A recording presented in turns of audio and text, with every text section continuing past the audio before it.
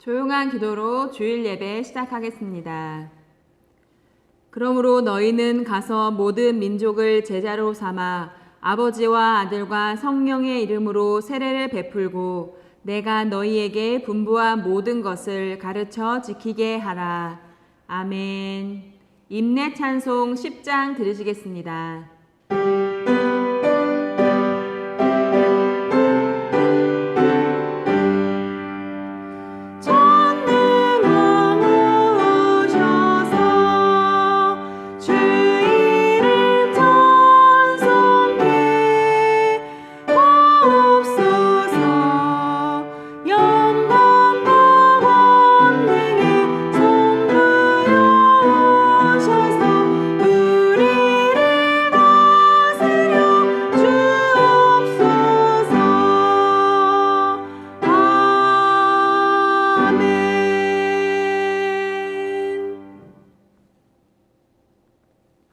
교동문 136번입니다.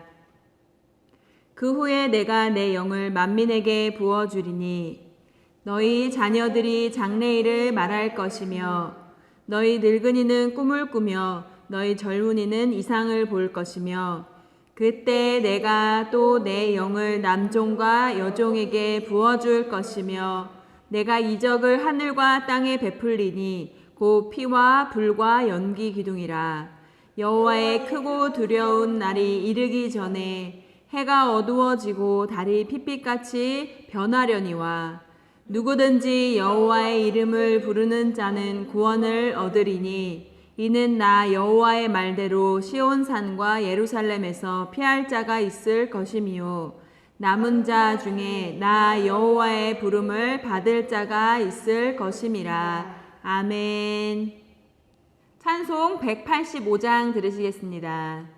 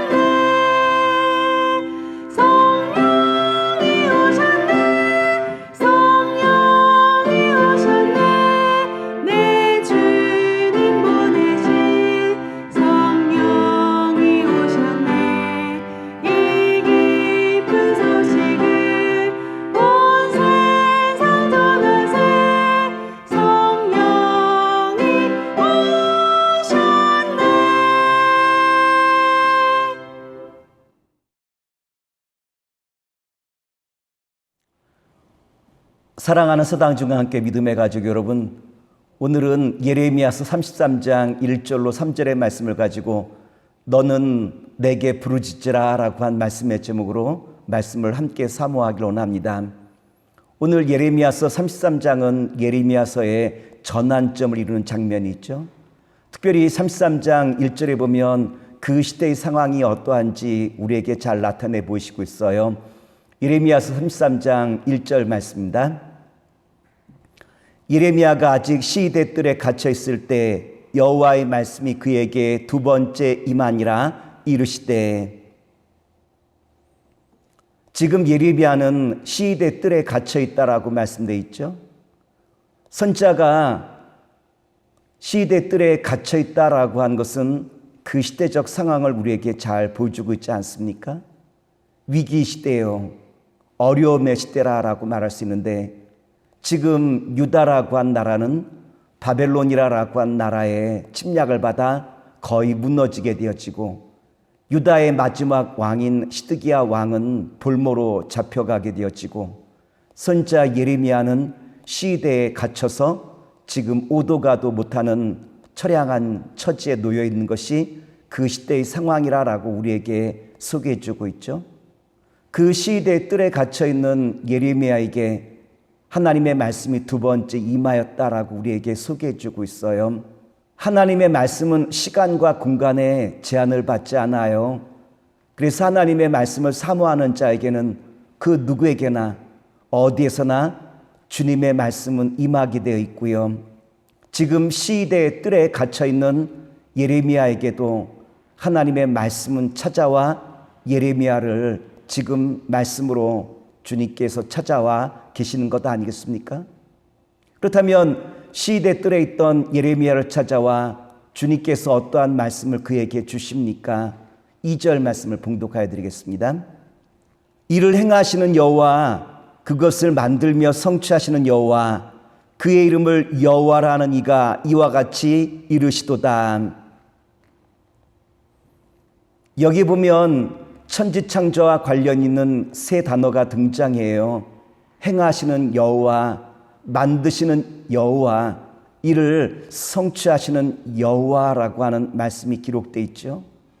마치 하나님께서 혼돈과 흑암 속에서 천지 만물을 창조하시듯이 오늘 예레미야가 살아가는 이 시대는 흑암과 혼돈의 시대인데 주님께서 찾아와 그 혼돈과 흑암 가운데 새로운 생명을 넣으시기 원하시는 하나님의 뜻이 여기 있다라고 한 것을 분명하게 나타내 보이시는 것이 주님의 뜻이라고 한 것 아니겠습니까? 그런데 사람의 입장에서 본다면 혼돈과 흑암이 찾아올 때 제일 먼저 잃어버리기 쉬운 것이 무엇이냐고 말하면 기도라고 한 것 아니겠습니까? 사람의 마음에 낙심과 절망이 찾아올 때 제일 먼저 기도를 잃어버리게 되어져요. 그래서 인간에게 있어서 가장 큰 위기가 뭐냐고 말하면 기도를 잃어버린 것이 가장 큰 위기이고, 이와 같은 위기 상황 가운데 예레미야가 서 있다라는 것을 우리에게 잘 말씀해 주고 있는 것인데, 하나님의 말씀이 두 번째 예레미야를 찾아왔다라고 하는 것은 예레미야가 이와 같은 상황 속에서 절망하고 있었다라는 것을 우리에게 암시하여 주시고 있고, 또한 주님께서는 이 절망의 고리를 끊고 새 생명으로 나아갈 수 있는 그 방법을 예레미야에게 제시하고 있는데, 그 방법이 무엇인고 하니 부르짖어 주님 앞에 기도하는 것이다 라고 우리에게 말씀해 주고 있죠. 예레미야서 33장 3절 전반부의 말씀을 봉독하여 드리겠습니다. 너는 내게 부르짖으라, 내가 내게 응답하겠고.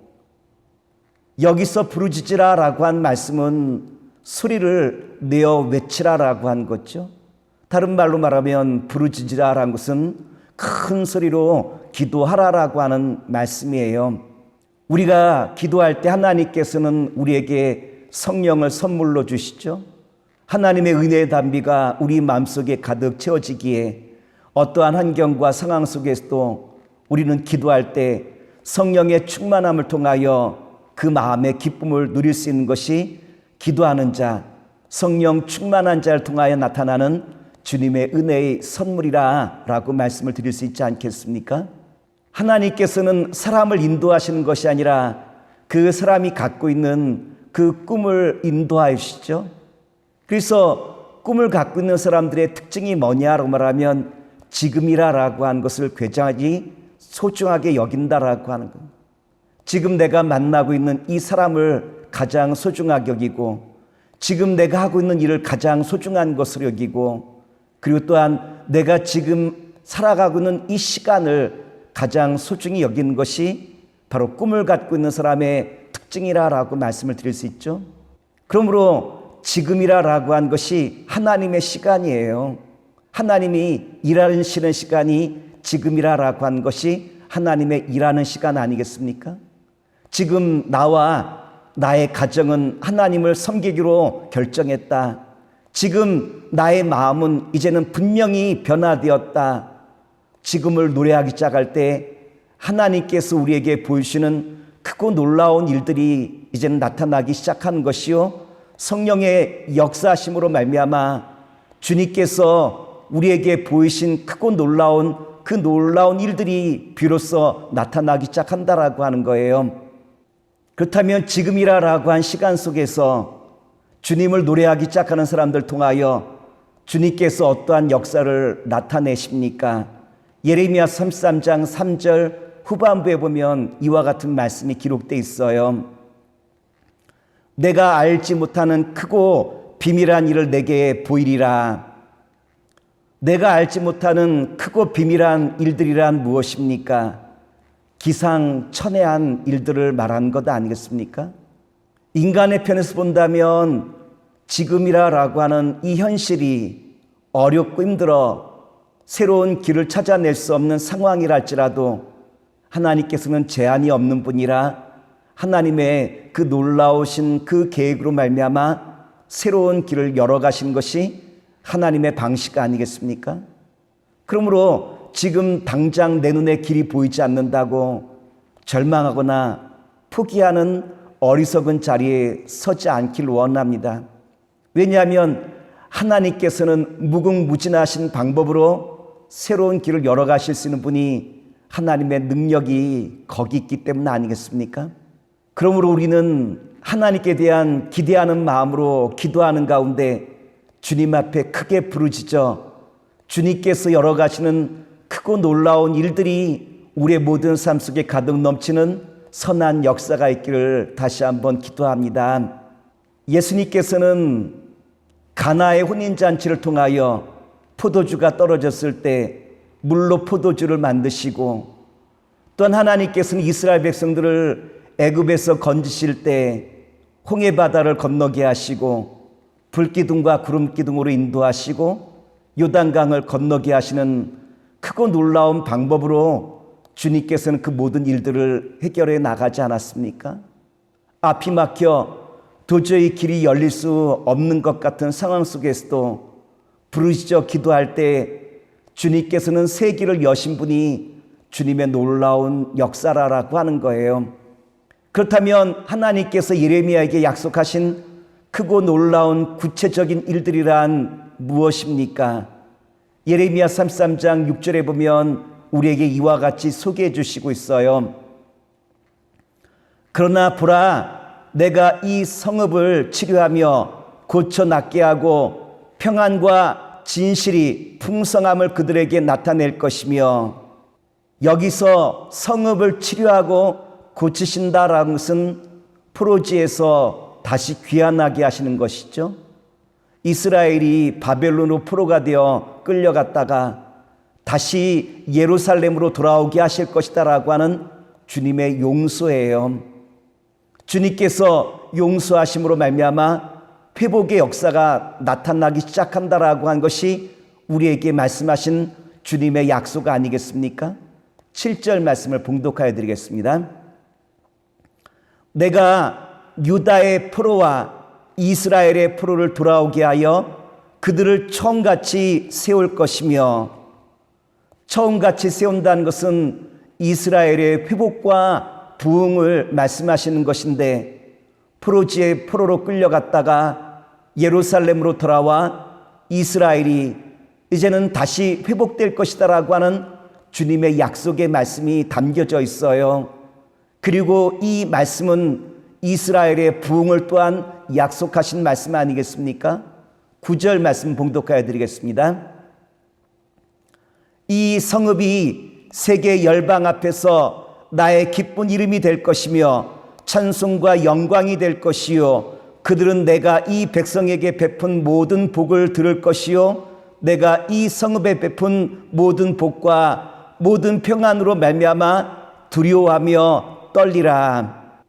이스라엘이 이전에는 수치였다고 한다면 이제는 나의 기쁨이요 나의 찬송과 나의 기쁨이라라고 주님께서 우리에게 약속하신 말씀이 오늘 본문 말씀이겠죠. 사랑하는 믿음의 성도 여러분, 우리가 기대하고 기도할 때 어떠한 역사가 나타나기 시작합니까? 내 마음에 즐거움이 나타날 것이요, 내 입에는 기쁨과 웃음이 떠나지 아니하고 내 삶에는 주님이 허락하신 기쁨과 즐거움으로 가득 채워질 것이라고 한 것이 주님께서 오늘 우리에게 주신 약속의 말씀 아니겠습니까? 오늘 예배를 통하여 주님께서 우리에게 들려주시기 원하시는 그 음성 듣기를 원합니다. 내 마음에 기대하는 마음이었었다면 이 예배를 통하여 기대하는 마음으로 기도하는 가운데 주님 앞에 이제는 나아가서 주님이 우리 마음과 우리의 삶 속에 주시는 기쁨과 즐거움으로 충만하게 채워지는 주님의 선한 역사를 감당하실 수 있는 주님의 자녀와 백성 되시길 기도하면서 오늘 모든 말씀을 마치도록 하겠습니다.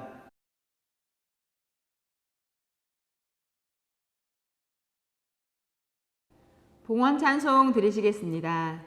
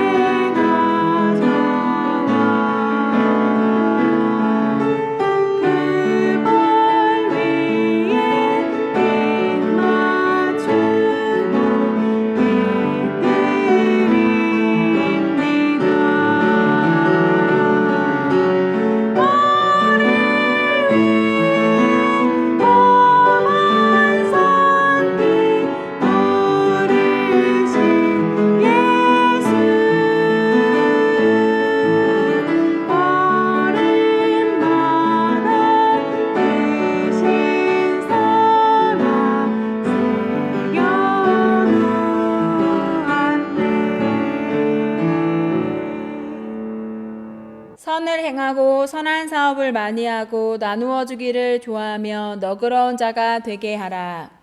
이것이 장래에 자기를 위하여 좋은 터를 쌓아 참된 생명을 취하는 것이니라. 파송의 찬양 드리시겠습니다.